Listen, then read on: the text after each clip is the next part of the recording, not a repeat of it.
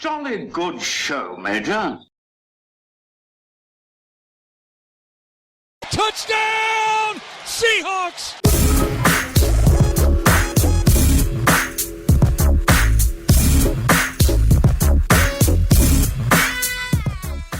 What's going on, Seahawks fans? I am Rob English, your SoCal Seahawk, and this is the first official episode of Going the Distance.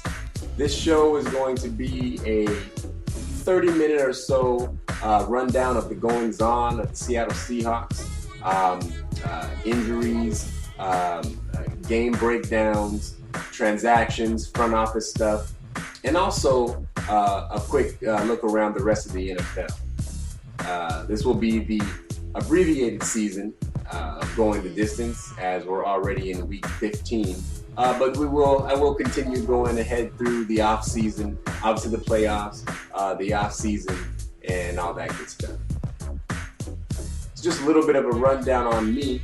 Those who don't know, another YouTube channel in which I'm part of a community called the TTC, or the Trash Talking Circle, where video makers from around the country rep their teams and throw shade and trash talk at the current week's opponent and their video makers, and definitely against our rivals. It's a whole lot of fun. It's a whole lot of ridiculousness, but this is a little bit more of a serious side of football. As you see from the graphic at the beginning of the video, I am from San Diego. I live in San Diego, California. I am originally born and raised in Bremerton, Washington, just across the Puget Sound from Seattle. I'm a long-time Seahawks fan, as far back as I even know. My family was long-time Seattle Seahawks season ticket holders. I used to know the Kingdome like it was my second home. But yes, definitely bleed blue and green, and always have. So glad to take this opportunity to do my best to chronicle the goings-on of the Seahawks and bring it to you for you all to enjoy. So moving right into it, the Seahawks are coming off a big win, a few big wins, but most recently a big win in Baltimore. We went into Baltimore looking like a game to me. I was worried about this game. I was worried this game had the potential to be what they call a trap game. We came off a big win against Minnesota, so we figured there was a chance we might go into Baltimore and get surprised, or come out flat and never really get things going, and that ends up being that game that comes back and gets you. That obviously wasn't the case. There was nothing but good things as far as performance is concerned that came out of that game. Unfortunately, we did leave that game a little bit banged up, quite a bit banged up, actually, and that's going to be concerning throughout the rest of the season. So the biggest bright spots coming out of that 35-6 victory over the Ravens, again, the offense was on point. The defense never let up. Just an all-around great game. We have to definitely give a game ball to Russell Wilson. Russell Wilson, 23 of 32, 292 yards and 5 touchdowns. When Russell Wilson can go out there, sit in the pocket, and throw the ball the way he did,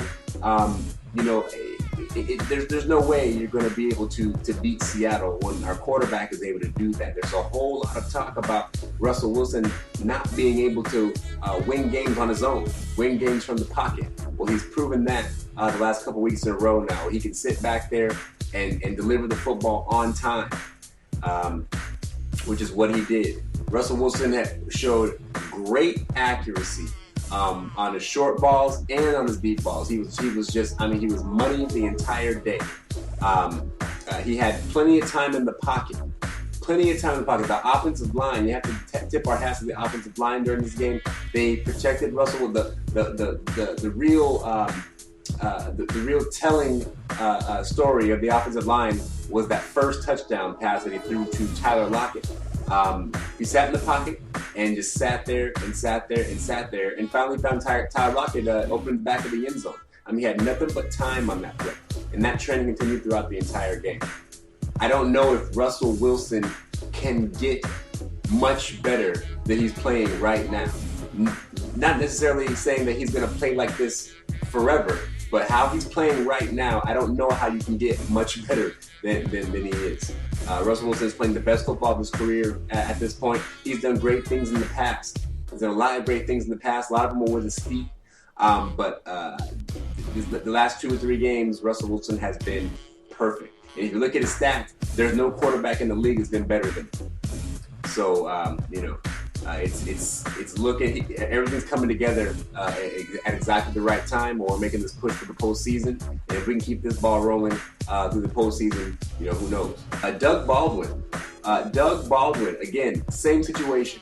Another player who has really just come out and put on clinics over the last few games. Doug Baldwin has been everywhere he needed to be and then some.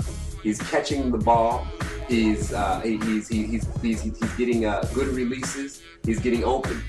He's being where he's supposed to be, and he's making defenses pay. He's finding spots in the zones.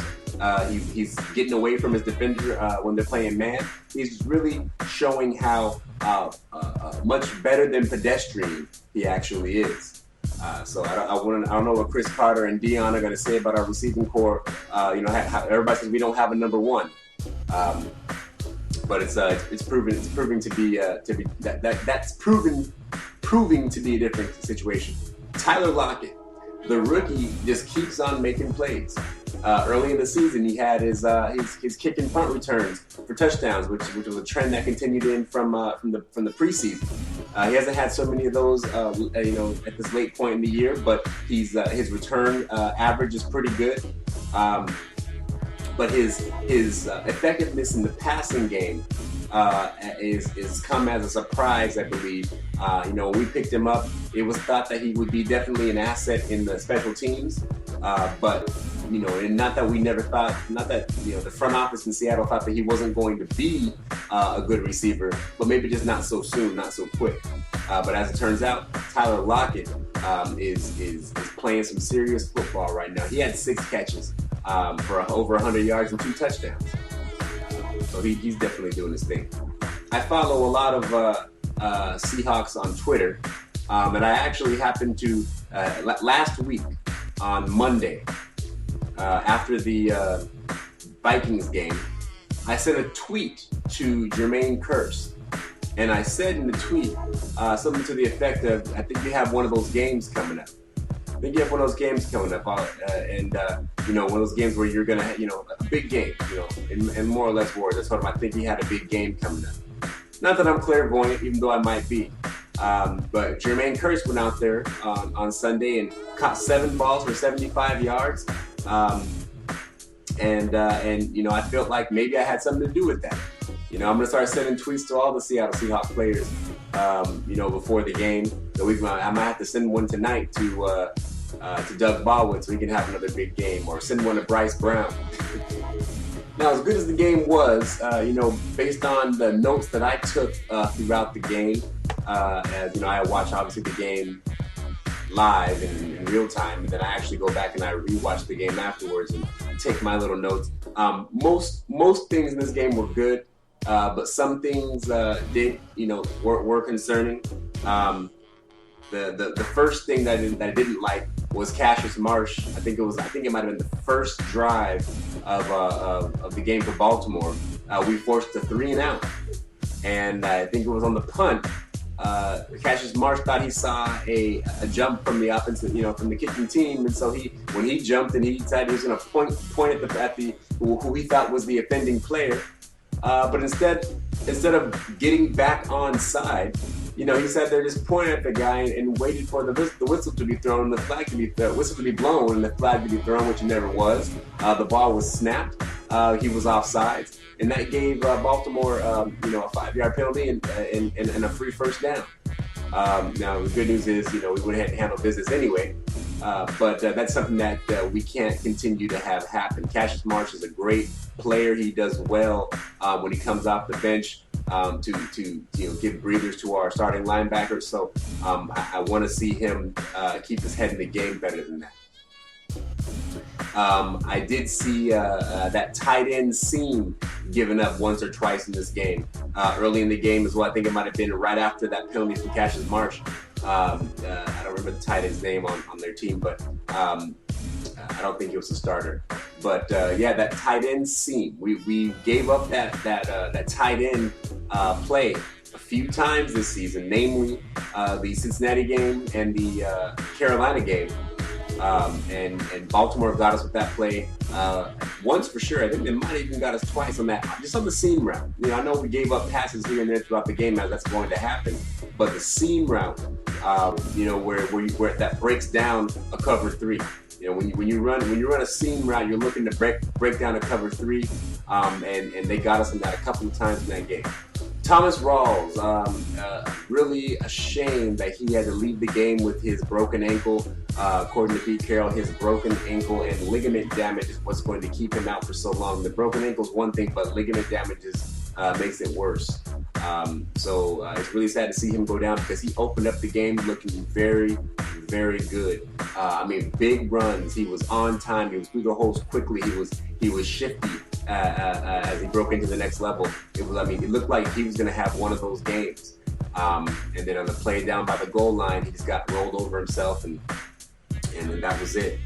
Jermaine Kearse, again, as I said a moment ago, Jermaine Kearse was sure-handed. Early in the game, Jermaine Kearse was just catching ball after ball after ball, no drops. What I took notice to was a couple of those balls he caught was on those slant routes. That he just seemed to not be able to catch in that Green Bay playoff game last season. So it looks like he must have been spending some serious time on the pitching machine, catching footballs out of that pitching machine, working on his hands. Early in the game, the defense was quick to snap to the ball carrier when Baltimore, tried to run the ball. They were quick to snap to the ball carrier on dump offs. The defense crashed down hard, which is what we do. So it wasn't really too surprising. But the defense was on point and Johnny on the spot all day long. What I did notice though is that again, and this has been the case since we've lost Byron Maxwell, and had a little bit of this when Byron Maxwell first became the man on the other side. But when Browner, we had Browner and things were okay, and things got okay with Maxwell. But since Maxwell has been gone, that other side, the opposite side of Sherman has just been suspect. Deshaun Shedd has been pretty good the last few weeks. But I still say that Deshaun Shedd is he's a liability. He is as good as he's played. He's a liability. I go back to the Pittsburgh game when there was that deep ball down the left side. I can't remember the receiver's name. Which receiver from Pittsburgh it was. But it was deep ball. It was one-on-one. It was the receiver and Shedd, and they both went up.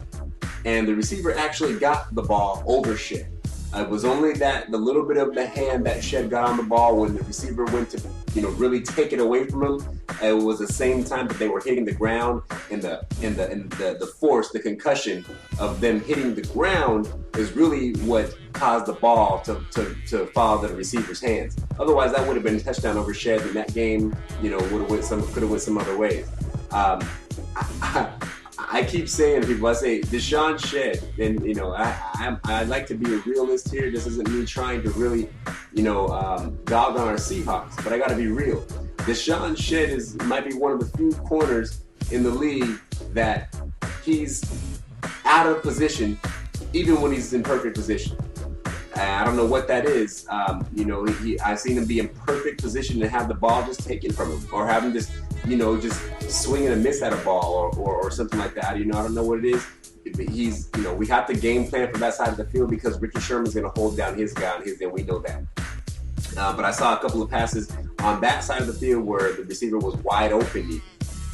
It just seems like there isn't that cohesiveness with that other guy, and Cam Chancellor and or Earl Thomas. There's this they work that side of the field and they seem to find guys open.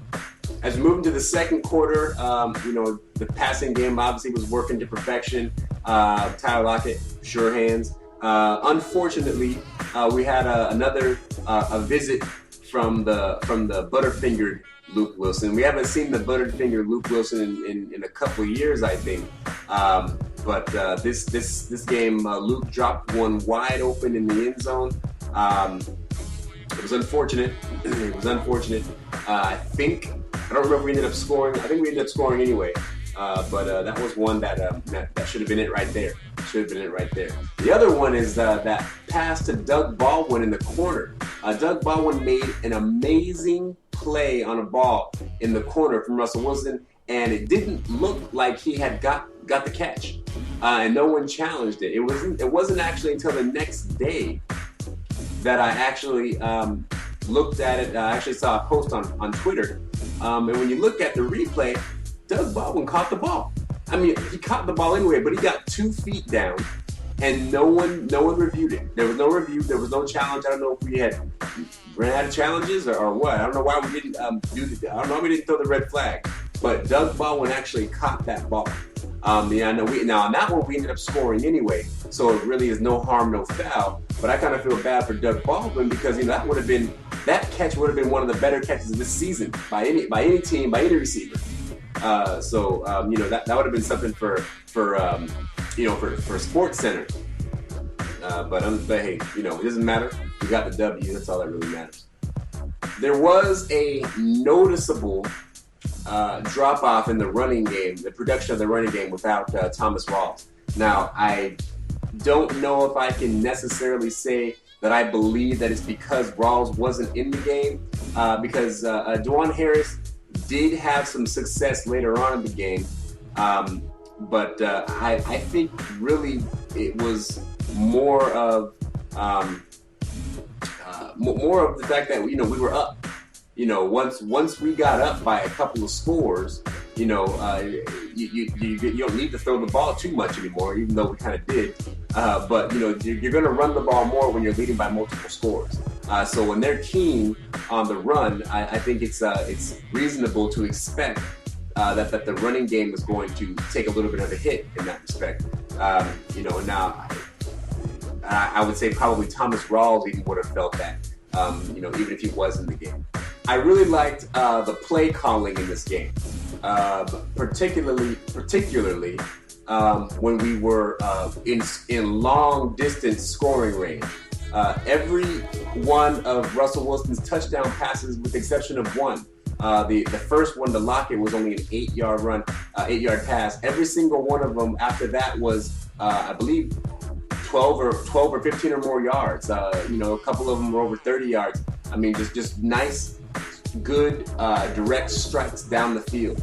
I really liked how after the interception, after Richard Sherman picked off Jimmy Clausen, and Chris Matthews, the ex-Seahawk, pulled him down by his hair, which was funny.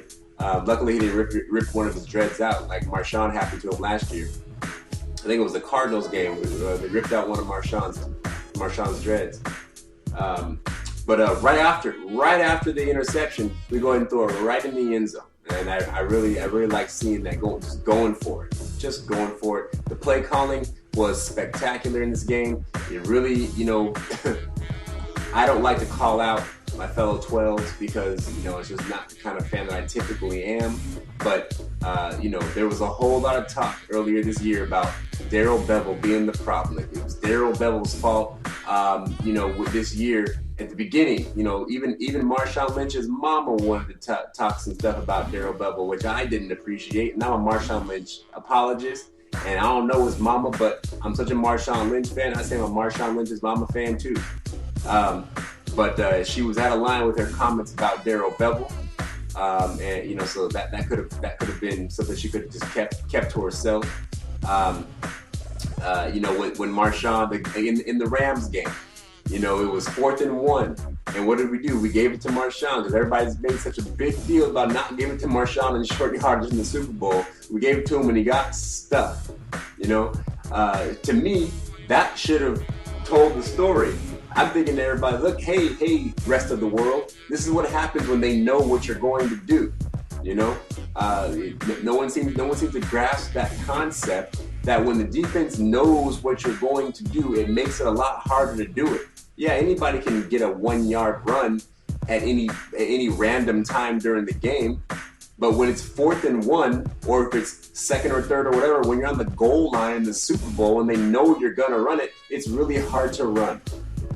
You know, so and I even think back to last season, before the Super Bowl, there was a couple of games, namely the Kansas City game, when Marshawn got stopped on 3rd or 4th and short, and multiple times in that game that we ended up losing that game in Kansas City.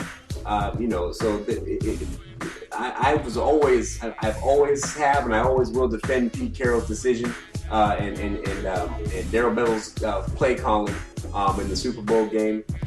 It was the right call to make. Because 99 times out of 100, that play is either a catch or an incomplete pass. We don't have the personnel to run the fade route. We didn't have Jimmy Graham then, and we won't have Jimmy Graham this year if we go back to the Super Bowl. So we're not going to see the fade route. When we do run the fade route, it never works. We don't have the personnel to run the fade route. So it's the slant. You know, Malcolm Butler just made a great play. That's really the beginning and the end of it. And I've gone too far into that conversation than I even intended to.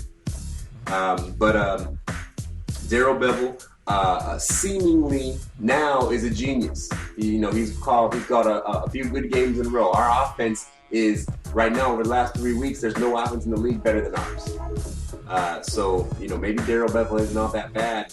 All of you, Bevel bashers, stop bashing Bevel. Through the end of the game, Juwan Harris did have some more success, which was good to see. He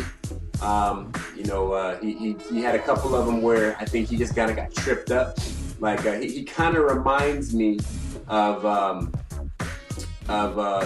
Robert Turbin in a way. Robert Turbin used to run, and not in their running styles, but they would just get going through the hole so fast that they would, the slightest little hand or finger would trip them up. When really, if they had a little bit, if they ran with their feet underneath them a little bit more, they didn't let their head get so far out in front of them that they had daylight, in front of them to make a big run. A 7 or 8 yard run could have been a 15 or 35 yard run if they just ran with a little bit more control. And that's what I saw from Harris, which is kind of unfortunate. I mean, he was getting the job done. It wasn't like we expected him to go in there and go beast mode on him. But I saw a few opportunities where he got through the hole, but he just attacked it so fast and a little bit out of control that those runs could have been made into bigger runs. So I hope that's something that we see better from him moving forward. Fred Jackson, he's always going to be a workable guy. He comes in to give a spell to Thomas Rawls. Now with Thomas Rawls out, I'm not sure how they're going to split those carries. We also signed Bryce Brown. So I've done a little bit of research on Bryce Brown, and he was somebody who was I think on the roster for a minute, and then we had to end up letting him go. That's how rosters work in the NFL. But Bryce Brown really has, in his previous team, his time with the Eagles, he has a good, good speed. He's quick. He attacks the hole. He's kind of a one-cut back, kind of like Marshawn. But once he gets through the first level, he is shifty. He's got power. He doesn't sit around and wait to get hit. So if Bryce Brown is able to channel any of that Bryce Brown that was in Philadelphia, I think this could be a good thing for us. What I will say is that Pete Carroll and John Schneider are very, very, very good at what they do when it comes to getting personnel on this team, players that are going to fit our scheme. Even if we don't have another running back coming in Bryce Brown, I believe that our scheme is what is going to win these games. It's the scheme, that not so much the players. On having Marshawn Lynch, a fresh Marshawn Lynch in the game is obviously, preferable. But I believe it doesn't matter really who you plug in back there. When the scheme is being executed the way it's supposed to, it's going to work. It's going to work. Now I know that isn't absolute. If Russell Wilson gets hurt on Sunday against the Browns, we're in trouble. But I've always contended against everyone who said the only thing the Seahawks have is Marshawn Lynch and the defense. I say no. And Marshawn Lynch is great. Like I said, I'm a beast mode apologist. Okay, no matter what. I don't care if he doesn't talk to the media ever.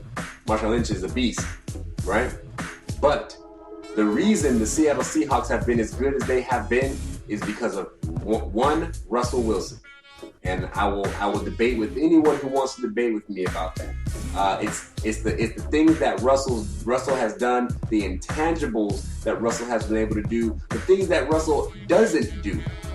Okay, those are the reasons that Seattle has been as good as they have, why we've won close games that we've won.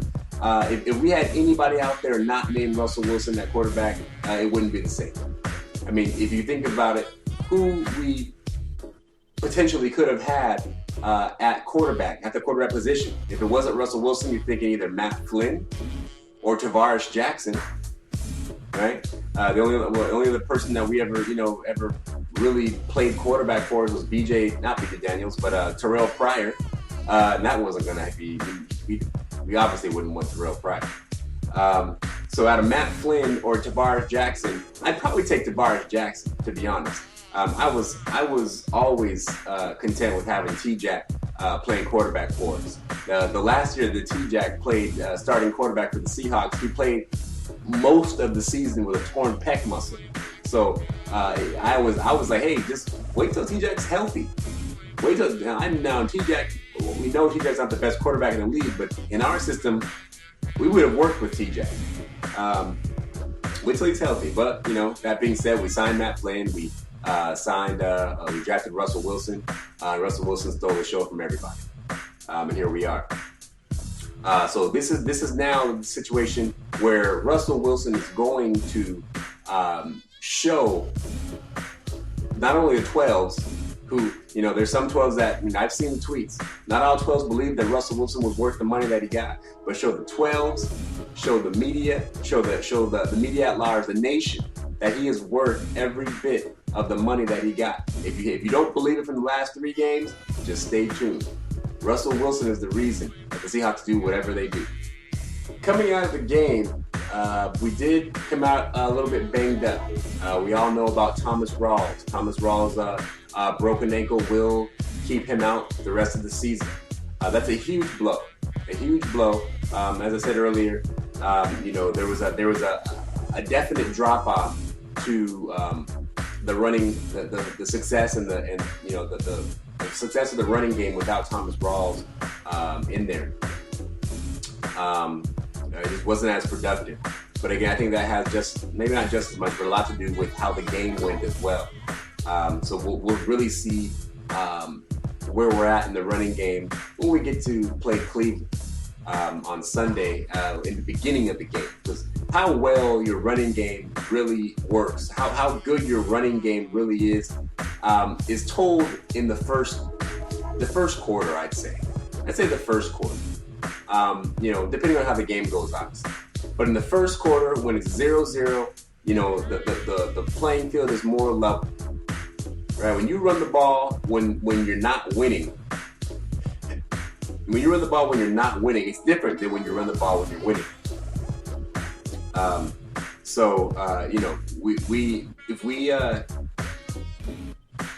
If we're able to run the ball early in the game with whether it's Dwan Harris, whether it's Fred Jackson, whether it's Bryce Brown, we'll see where our running game is really at. But Thomas Rawls being out is really, really, really unfortunate. He was coming up on the 1,000-yard mark, which is huge because the guy didn't even start playing. I mean, he was spelling Marshawn Lynch, but I mean, he didn't start until a good quarter of the way through the season. So for him to have to nearly rush for 1,000 yards is huge, and I was really looking forward to seeing that happen. Because I was already telling people about, hey, I think this guy needs to be considered in the Rookie of the Year conversation, especially because the current people in the Rookie of the Year conversation are starting to tail off. If Thomas Rawls was going to get out there and just run his butt off all the way through the playoffs, and get this team, which looked like most people had written off. A lot of people had written the Seahawks off when we were under 500. If he was going to do all that, over 1,000 yards rushing and get his team out of the hole and get him into the playoffs and who knows where, I think he should be squarely in that conversation for Offensive Rookie of the Year. But unfortunately, it's not going to happen.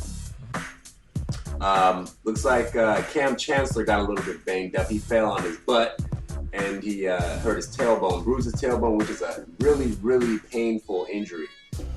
Anyone who's ever fallen on their ass real hard, knows what it's like to bruise your tailbone. That one stays with you. I can only imagine as a professional football player, jumping as high as you can and falling as hard as possible on your tailbone. It probably didn't feel too good.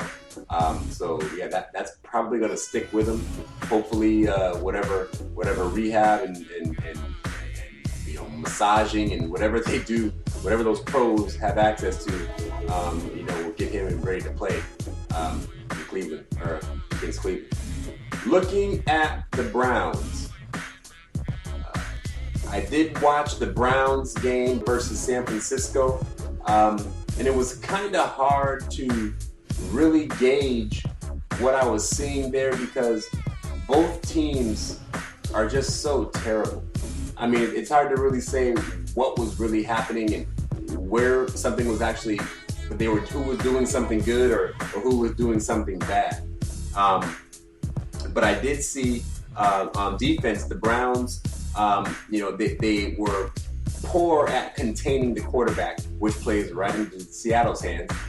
Russell Wilson, if you let him out of the pocket, he's going to do bad things to you, throwing and running. If you let him out of the pocket, we all know what happens. We've seen it happen a number of times. If Russell Wilson gets out of the pocket, what happens? Either he runs and hurts you, or when the defenders see him running and they crash to go get him, somebody's going to be open, and it could be a deep one.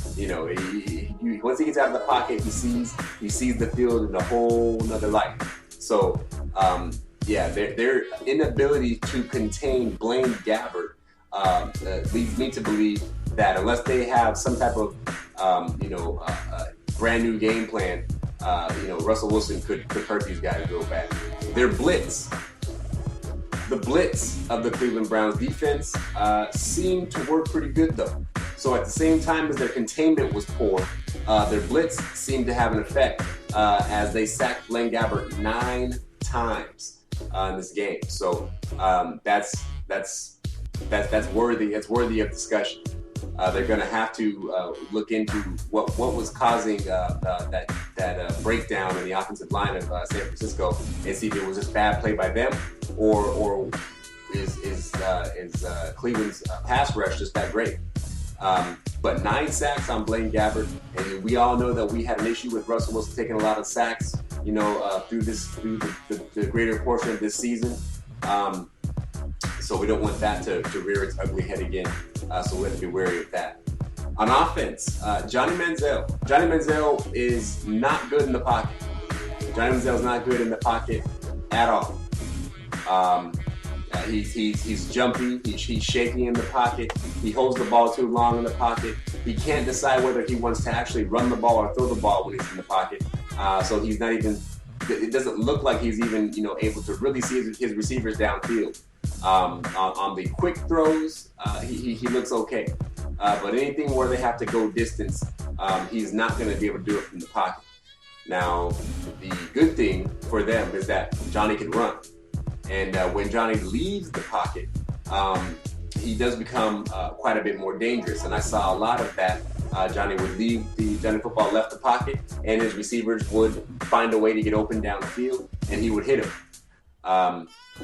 So that's something to be concerned about. We typically do okay against mobile quarterbacks.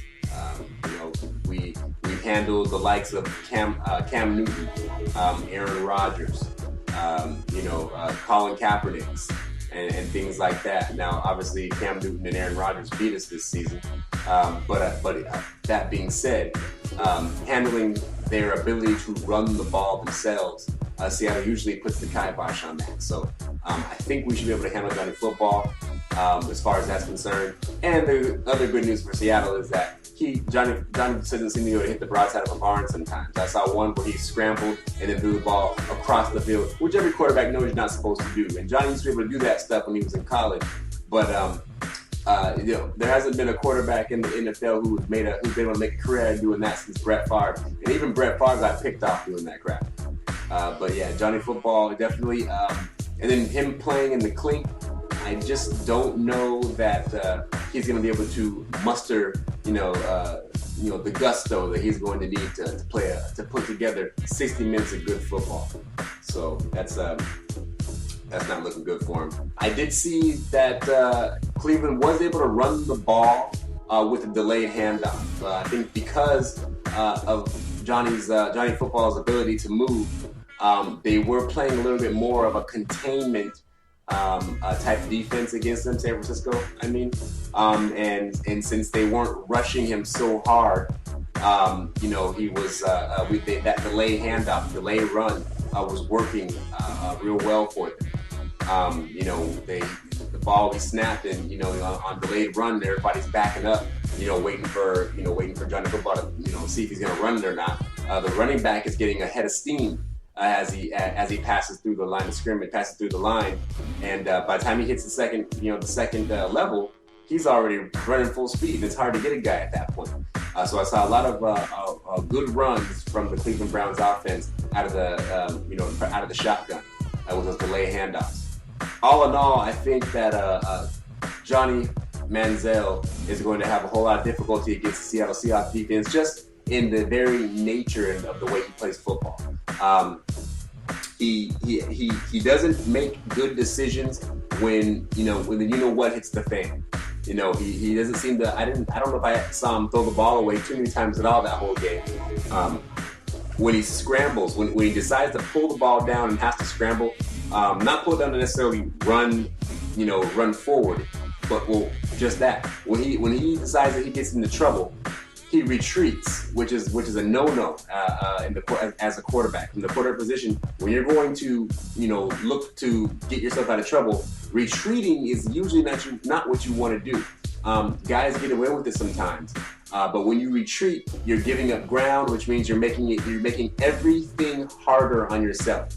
You retreating for just a quick moment is one thing, but when you retreat backwards to get away from the sack, you make everything harder. Now your receivers are further away. You have it's even harder to throw the ball, back to the line of scrimmage, just to throw the ball away without getting intentional grounding. It's tough to do. Johnny Football does a lot of that. His presence in the pocket is pretty poor. There was one situation where he was in the end zone. And you got to know, if you're in the end zone, you got to get rid of the football. Even if you throw in a complete pass on purpose, get rid of the football. Don't ground it, obviously, if you're in the end zone. That's automatic safety. But Johnny Football took a safety that just by a stroke of luck didn't end up being a safety, because the guy who tackled him grabbed his face mask. So there was an obvious safety that could have changed the game, to be honest. For the 49ers, that could have changed the game, but there was a safety that was nullified because he grabbed Johnny Football's face mask and gave them new life. Taking a quick look at the standings and the playoff situation. Currently, Seattle sits as the 5th seed, which is good. I had said a couple of weeks ago that the best thing for Seattle would be to get the 5 seed instead of just sneaking in that 6th spot, that second wild card spot. Some people didn't really get it when I was saying it, but now it's becoming a little more clear to everyone why I was asserting this. The NFC playoff race, as far as the playoff picture, I should say, is pretty much set. I think the way it is right now is the way it's going to stay all the way through week 17. Carolina, who hasn't lost yet, and at this point it doesn't matter if they do, I don't think. Even if they do, they're not. Even if they lose one, they're not going to lose two. So Carolina will hold the number 1 spot and have home field advantage throughout the playoffs. Arizona obviously will have the number 2. No one's going to care. We're not going to catch them. So the 3, 4, 5, and 6 spots are really what there is to be concerned about here, and even those, they don't really look like they're going to change. Green Bay probably got their head out of their you-know-what, and they're going to go ahead and take that 3rd spot. Minnesota's not going to advance by them. Minnesota looks like they're probably even tanking even. So that's not going to be an issue. The 4th spot is going to be had by the Redskins no matter what happens between now. Even if the sky falls, the NFC East winner is not going to have anything better than the 4th seed. So really, if you look at it, the only possible change between now and the end of the season is that Minnesota-Green Bay situation. Other than that, it's just not going to happen. There's not going to be any changes between the seeding and the teams where they are. So that being said, with Seattle having the 5th seed, 5 plays 4, okay, 3 plays 6. So the 5th seed is going to be the team going to play the lowly NFC East winner. So the NFC East winner is going to be making the playoffs on a technicality, okay? And just because any division winner goes to the playoffs. So we'll call that an easy game, an easy win. That's going to be a warm-up game for whoever gets to play the NFC East in the first round of the playoffs. Seattle at the 5 spot. That's where we'll be going at the playoff start of the day. And with that win, we would probably end up going to Carolina, unless, of course, Minnesota found some way to beat Green Bay in the wild card round, which is highly unlikely, just given the state of their play at this point. So you got to figure that Seattle will beat Washington, and Green Bay will beat Minnesota. So Seattle would end up going to take on number 1 Carolina at Carolina, and Green Bay would go take on Arizona at Arizona. I contend that I assert that neither Arizona nor Carolina are a better team than Seattle. And I know we all was there for the game. They beat us. I get that. But they beat us at a time where we weren't really running on all cylinders. This Seattle Seahawks team that's playing right now is the best team in the NFC. So I'm looking forward to getting to the second round of the playoffs and making up that win or that loss against Carolina at their house this time. And then after that, maybe you're having a good old another NFC West showdown for the NFC Championship, much like it was a couple years ago when we beat the 49ers. The NFC West is still running the NFC. The West is still the best, and it's showing. So it's looking good. We're going to go ahead and take care of these Browns, and take care of the Rams after that. We'll have what will probably be a meaningless game against the Arizona Cardinals in Week 17. And if that is the case, if the game does end up being a meaningless game, we will sit most of the starters so everybody can get rested up and healthy. I truly believe that game won't have any effect on seeding whatsoever. So we'll have anybody who needs the rest will get it. Let T-Jack get in there and toss the ball around a little bit. We'll see what happens. All right. Well, that's going to be it. I appreciate you guys joining me for this first episode of Going the Distance. Stay tuned. We'll be back here next Monday to talk about the Browns game and look forward to the St. Louis Rams. Thanks for watching. Go Hawks.